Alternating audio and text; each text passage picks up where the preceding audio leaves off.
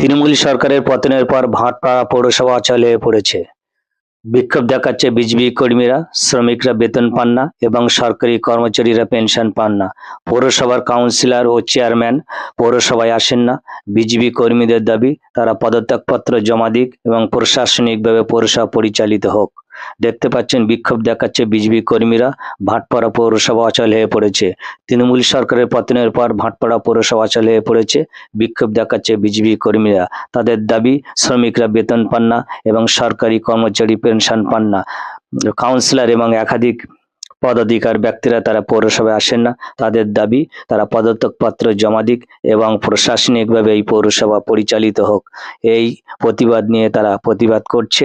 দেখতে পাচ্ছেন ভাটপাড়া পৌরসভায় বিক্ষোভ দেখাচ্ছে বিজেপি কর্মীরা। বিক্ষোভের কারণ হচ্ছে এই যে দুর্নীতিগ্রস্ত পৌর প্রশাসন চলছে, পৌর প্রশাসনের চেয়ারম্যান, দুর্নীতিগ্রস্ত চেয়ারম্যান এবং চাকরি চোর ভাইস চেয়ারম্যান দেবজ্যোতি ঘোষের অবিলম্বে পদত্যাগ করতে হবে।